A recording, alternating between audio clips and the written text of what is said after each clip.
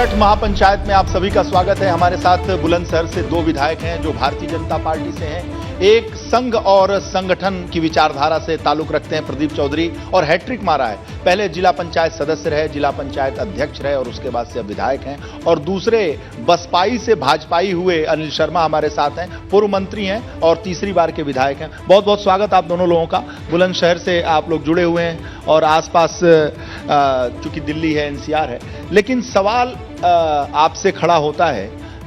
Anil Sharma ji mic उठा लें आप। सवाल ये होता है, क्या धन्यवाद कर दीजिए। गंगा महापंचायत मेरठ में जो कार्यक्रम आयोजित किया है उसके लिए मैं पूरे गंगा आईवी को बहुत बहुत बधाई और शुभकामनाएं देता हूं।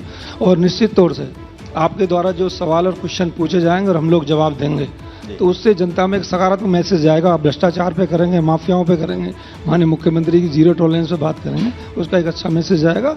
आपको कार्यक्रम की बधाई और शुभकामनाएं। सवाल बुलंदशहर से ताल्लुक रखता है। तो बुलंदशहर जो शहर दिल्ली से नजदीक है, राजधानी से नजदीक है, लेकिन सवाल यह है कि आज तक वहां बड़ी लाइन नहीं है, रेलवे कनेक्टिविटी नहीं है। आपकी सरकार केंद्र में, आपकी सरकार राज्य में, आप वहां के विधायक, सदर विधायक, सारे विधायक, तो फिर ऐसी दुर्व्यवस्था बुलंदशहर की क्यों? देखो, आप 2017 से पहले की बात करेंगे और 2014 से पहले तो इतनी गंदगी थी देश में, उसे साफ करने में टाइम तो लगेगा ही ना। माननीय प्रधानमंत्री जी लगातार देश में विकास कार्यों की झड़ी लगा रखी है। माननीय मुख्यमंत्री जी लगातार प्रदेश को पूरे देश में नहीं पूरे वर्ल्ड में नंबर बनवाने का काम कर रहे हैं। हमने और माननीय विधायक जी ने सभी ने अपनी बातें रखी हैं। हम समझते हैं बहुत जल्दी हमारा बुलंदशहर बुलंदियों को छुएगा। मेरठ से हमारा जो रोड है वो 4 लेन का कनेक्टिविटी है बुलंदशहर तक की। अभी गाजियाबाद से अलीगढ़ तक का 6 लेन का हमारा रोड बना और मेरे ख्याल में विश्व रिकॉर्ड है कि आज 100 घंटे में 100 किलोमीटर रोड बनाया। तो हमने बाईपास के लिए भी माननीय प्रधान मुख्यमंत्री जी को लिखा है और मेट्रो के लिए भी लिखा है। अनिल शर्मा जी, आपने क्या रेल मंत्री से मुलाकात की, मुख्यमंत्री से मुलाकात की, प्रधानमंत्री से मुलाकात की? पार्टी आपकी केंद्र में, राज्य में और दिल्ली के नजदीक होने के बावजूद बुलंदशहर वहां तक रेल लाइन नहीं पहुंची, ये पिछड़ेपन का प्रतीक नहीं है क्या? देखें, अगर बुलंदशहर जनपद की अगर हम बात करते हैं तो खुर्जा हमारे बुलंदशहर जनपद में है और वहाँ से जो मेन ट्रैक है वो रेल लाइन गुजरती है जंक्शन से। बुलंदशहर और जंक्शन के बीच की जो दूरी है वो लगभग 20-22 किलोमीटर है। बाकी फिर भी बुलंदशहर जो हमारा टाउन है, शहर है, उसमें लाने के लिए बहुत प्रयास हुए हैं। हमारे माननीय सांसद जी के साथ हम लोग भी मिले हैं। ऐसा है कि बुलंदशहर में बहुत सारे आयामों में बहुत बड़ा काम हुआ है। एक आध चीज़ ऐसी रह जाती है जिसको स्पर्श नहीं किया जाता, क्योंकि रेलवे ने भी भारतवर्ष में का बड़ा विस्तार किया। आदरणीय प्रधानमंत्री जी के नेतृत्व में बहुत काम किया है और ये एक बड़ी व्यवस्था है, उसमें और बहुत सारे हेडल्स रहते हैं। हम सारे जनप्रतिनिधि मिलकर 100% इसके लिए प्रयास रहते हैं कि बुलंदशहर से भी वो लाइन चली जाए और मुझे पूरा विश्वास है कि इसमें हमें सफलता भी मिलेगी। सफलता कब तक मिलेगी? क्योंकि बुलंदशहर के लोग भी देख रहे हैं, माननीय आप विधायक हैं, आपके सांसद भी वहां से हैं, तो ऐसे में जो जनता देख रही है, एक आश्वासन, एक भरोसा क्या है? देखिए, ये इसको मेरे स्तर से या माननीय विधायक जी के स्तर से कोई टाइम बाउंड इसको बता देना या माइक्रो लेवल पे क्या चीजें चल रही हैं वो इसलिए संभव नहीं है। भारत सरकार का मामला है और माननीय सांसद जी इसमें व्यक्तिगत रूप से लगे हैं, तो वो ज़्यादा बेहतर बता पाएंगे। बट जितना मेरी जानकारी है, मेरी सूचना है, मेरी इन्फॉर्मेशन है, माननीय सांसद जी की मेरी लगातार बात होती है, माननीय विधायक जी से भी बात होती है, जल्दी इसमें हम लोगों को सफलता मिलेगी। 17 से आपकी सरकार है और केंद्र में 14 से सरकार है, लेकिन सवाल ये उठता है कि बुलंदशहर में ऐसा आप लोगों ने इन वर्षों में क्या किया जो जनता को आप बता सकें कि हमने ये किया, चाहे वो इंफ्रास्ट्रक्चर के लेवल पे हमने, चाहे शिक्षा के लेवल पे, चाहे स्वास्थ्य के लेवल पे, चाहे जल के लेवल पर, जो मूलभूत सुविधाएं, ऐसा क्या किया जो आप अभी हम आपसे सवाल पूछें और आप पॉइंट खटाखट बिना सोचे बता सकते हैं और जनता सुनना चाहती है कि 17 से 14 से सरकार केंद्र में और 17 से राज्य में लगातार आपकी सरकार है, तो आखिर ऐसा क्या किया है आपने? मैं आपको बताना चाहूँगा कि पहले हमारे यहाँ बुलंदशहर में मेडिकल कॉलेज नहीं था। अभी बाबूजी कल्याण सिंह जी के नाम से मेडिकल कॉलेज बना। हमारे यहाँ पोल्ट्री खुर्जा में पोर्ट्री है जो विश्व की दूसरे नंबर की है।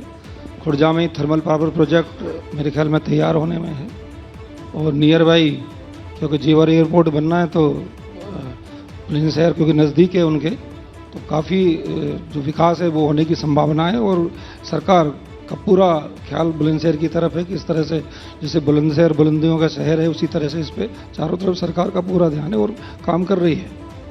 प्रदीप जी, सवाल ये है कि आप कह रहे थे कि आपने जिला पंचायत अध्यक्ष भी रहे, आप सदस्य भी रहे, तो जो बुलंदशहर है, बुलंदशहर के लिए एक मॉडल आपने सोचा होगा, क्योंकि आप जमीन से जुड़े हैं, ग्रास रूट से जुड़े हुए हैं और आपकी जो राजनीतिक यात्रा है वो जमीन से शुरू होकर अब शिखर तक बढ़ रही है। तो ऐसा आपने क्या किया है और क्या करेंगे, क्योंकि आपको सब कुछ पता है, जमीन की भी पता है और हवा की भी पता है, तो ऐसा क्या करने वाले हैं? आपने मेरी दुखती नज़र पे वो हाथ रख दिया। मैं बताना चाहूँगा कि जिला पंचायत सदस्य जब मैं बना तो उसके बाद फिर जिला पंचायत अध्यक्ष बना, तो जिला पंचायत असेंबली में हम भारतीय जनता पार्टी के 12 सदस्य थे, बाकी सपा बसपा के लोग थे। सपा बसपा के टाइम में माननीय मंत्री जी भी उस समय बसपा में थे, हरिंदर यादव और आशा यादव दोनों ही उस समय जिला पंचायत अध्यक्ष रहे, और उसी के बीच में एक एम था प्रदीप कुमार। तो इन्होंने जिला पंचायत एक मॉल का निर्माण किया और जिला पंचायत मॉल में जितने भी घोटाले कर सके थे उतने घोटाले करे। मैंने जिला पंचायत की कुर्सी जब पकड़ी, सबसे पहले बैठने के बाद में उसी की जांच शुरू करी। जब इन घोटालेबाजों को ये लगने लगा कि हम लोग जेल जाएंगे और ये क्योंकि संघ संगठन से जुड़ा आदमी है, हम इसे दबा नहीं पाएंगे, तो उन्होंने एक योजनाबद्ध तरीके से मुझे जिला पंचायत अध्यक्ष से उतार दिया। लेकिन उतरने के बाद भी मैं वही आवाज़ उठाता रहा और मैंने कहा था कि मैं उतार तो दिया आपने, लेकिन एक दिन मैं प्रदेश के सबसे लोकतंत्र के मंदिर में पहुंच करके इस भ्रष्टाचार की आवाज को उठाऊंगा और उसी वहीं से मुझे न्याय मिलेगा। और बुलंदशहर में माल का भ्रष्टाचार अखबारों में छपता रहता है कि उसी के माल में इतना भ्रष्टाचार हो गया, 500 करोड़ का भ्रष्टाचार, 1000 करोड़ का भ्रष्टाचार, उसी के बारे में बता रहा हूँ। तो जब उतर गया, उतरने के बाद भी मैंने अपनी उसके खिलाफ जांच चालू रखी और कसम खाई कि मैं यहीं से विधायक बन के और इस आवाज को अपनी विधानसभा में उठाऊंगा। वहाँ पे माननीय मुख्यमंत्री जी और माननीय अध्यक्ष जी मेरी बात सुनेंगे, क्योंकि लोकतंत्र का सबसे बड़ा मंदिर है, दुनिया की आवाज़ उठाते हैं, हम अपनी बोलते हैं। तो वहाँ मैंने असेंबली में दोबारा उठाई और माननीय मुख्यमंत्री जी ने उसे संज्ञान में लिया और उनके खिलाफ SIT की जाँच शुरू है।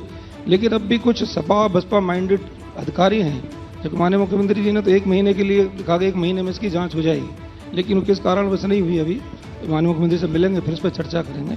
लेकिन ये जरूर है, माननीय मुख्यमंत्री की जो अपराध और भ्रष्टाचारी और माफियाओं के खिलाफ जीरो टॉलरेंस की नीति है, उसमें उस पर वो बराबर काम करते हैं। किसी से कोई समझौता नहीं है। कोई भ्रष्टाचारी ये समझे, कोई अपराधी ये समझे कि मैंने सपा बसपा कार्यकाल में भ्रष्टाचार करा है और मैं बच जाऊंगा, किसी कीमत पर नहीं बचेगा। इसी के अभिनत में एक और आपको बताना चाहूँगा, अभी पीछे माननीय मुख्यमंत्री जी से मिला मैं, एक सराय कुड़िया जमीन है लगभग 8020 मीटर।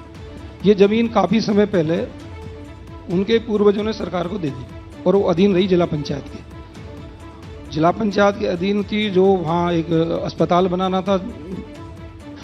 उसके बाद जो मालिक थे उसमें जिन्होंने पूर्वजों ने वो ज़मीन उनको दी, उनमें से एक हिस्से वाला ने हाई कोर्ट चला गया और उन्होंने कभी मेरी ज़मीन मुझे वापस कर दो। तो हाई कोर्ट ने उसमें से 802 मीटर ज़मीन उसको दे दी। लेकिन हाई कोर्ट के ऑर्डर के बाद ये जो प्रदीप कुमार AM है और हरिंदर आशा यादव 2, इन्होंने मिलकर क्या काम करा कि उनके ऑर्डर पे भी 8020 जब थी 12 करोड़ की और अब है 1200 करोड़ की। उसके 8020 करके